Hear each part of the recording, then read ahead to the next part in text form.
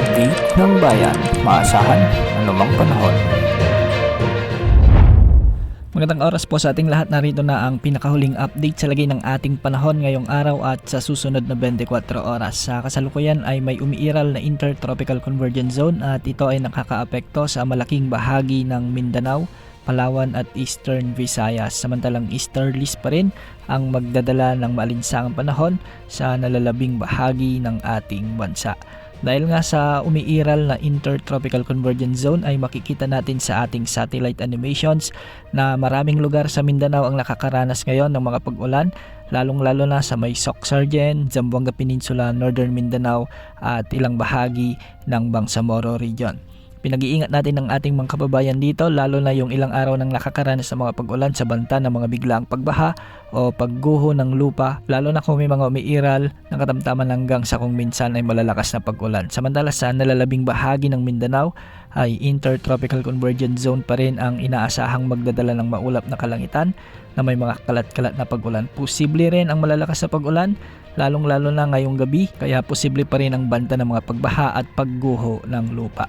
Dahil pa rin sa umiiral na Intertropical Convergence Zone sa Palawan, makikita rin natin na ang halos buong probinsya ay nakakaranas ng mga pag-ulan at minsan ay nagiging matinding pagbuhos ang nararanasan, kaya posible ang banta ng mga pagbaha at pagguho ng lupa. Sa Eastern Visayas, ITCZ pa rin ang weather system na nagdadala ng mga pag-ulan dito, lalong-lalo na sa northern portions ng Samar at Leyte provinces, ang ilang bahagi ng Cebu at umaabot rin hanggang sa may Masbate. Sa nalalabing bahagi ng Visayas ay easterlies ang magdadala naman ng mainit na panahon, ngunit ngayong hapon at gabi ay posible na ang mga kalat-kalat na thunderstorms, lalong-lalo na sa kanlurang bahagi ng Negros Island Region, ang kanlurang bahagi ng Western Visayas at ang ibang bahagi ng Central Visayas. Para naman sa Luzon, easterlies ang dominanting weather system na nakakaapekto sa kapuluan dito.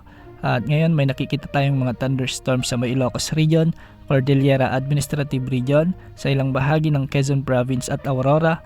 May mga pag-ulan din sa may southern part ng Quezon Province, sa ilang bahagi ng Bicol Region at Calabarzon, at sa kasalukuyan ay wala namang nakikitang malalakas na pag-ulan sa Metro Manila. Wala namang nakatas na gale warning sa anumang baybayin ng ating bansa, ngunit bukas asahan pa rin ang pag-iral ng ITCZ. Ito yung breeding ground ng mga LPA, kaya asahan pa rin ang mga pag-ulan sa malaking bahagi ng Mindanao hanggang sa Palawan. Easterlies pa rin ang mananaig na weather system bukas sa Luzon at Visayas. Yan ang update sa lagay ng panahon. Ito po ang weather update ng bayan, maasahan anumang panahon.